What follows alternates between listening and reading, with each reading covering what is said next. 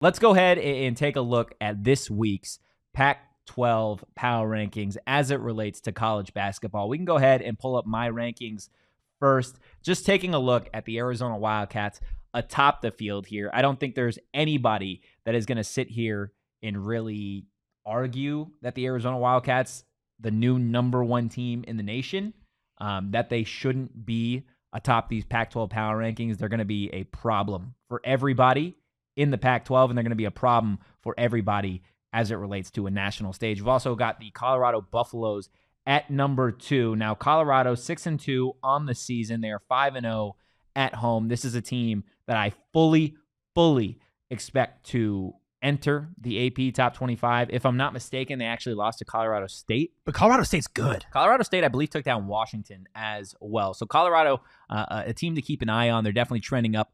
Oregon, another team trending up in my personal opinion. They are 5-2 on the season. Now, when you look at a lot of these teams, you're looking at who they've played. Let's be real. Oregon, the only team that they have really played outside of Michigan is Alabama. They lost 99-91. No defense was played in that game, but they did end up beating Michigan 86-83. Way to bounce back for them. Kind of moving down the list to Wazoo here at number 4. Wazoo's a team that we've seen kind of surprise some people, myself included. They're 6-1 on the season. They're on a 4-game win streak. Look, I know they haven't necessarily played anybody.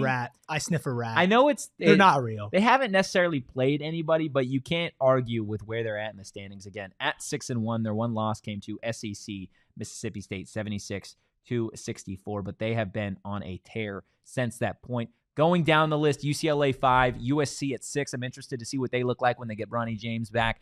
Arizona State at 7. They have won 3 in a row. If you missed the postgame show the other night, take a look at it. Frankie Collins took care of business, 21 points, a guy who is one of the best defenders in the nation. Arizona State on the way up. Stanford at 8, Utah at 8, Stanford at 9, Washington at 10. Like I said, this is a team that is kind of trending down. In my personal opinion, I'm interested to see how they carry out the rest of non-conference play. JJ bringing it up as it relates to Wazoo. Washington State is 28 in the first net rankings. Yeah, the net rankings actually dropped for the first time all season today. So just taking a look, I believe Arizona State is number 99 as it relates to net.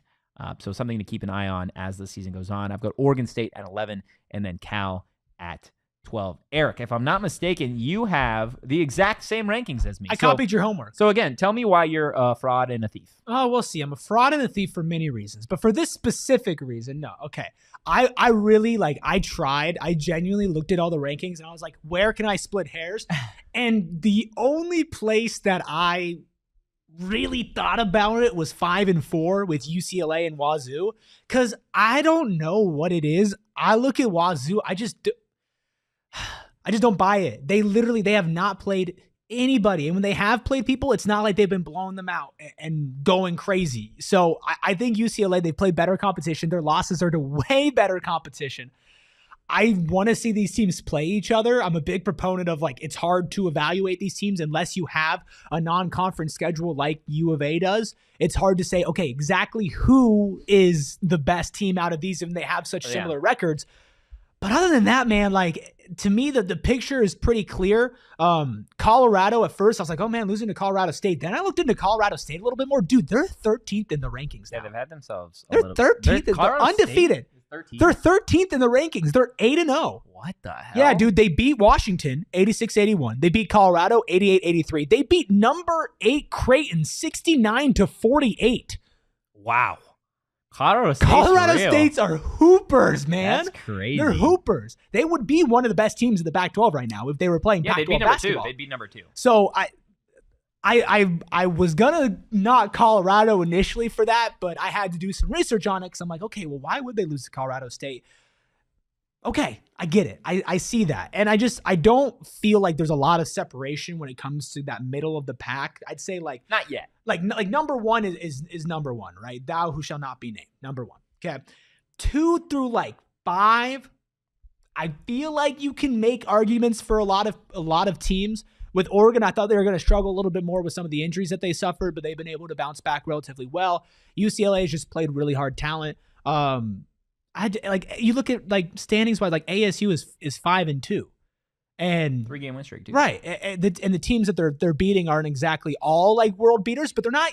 Some of them are not easy games either. Like the Vanderbilt and San Francisco's a good team that we saw last year. You gotta take them seriously. So I looked at everything. I said I'm gonna try to be different than Totri. I don't want to step on his He said toes. I'm gonna try, and then didn't.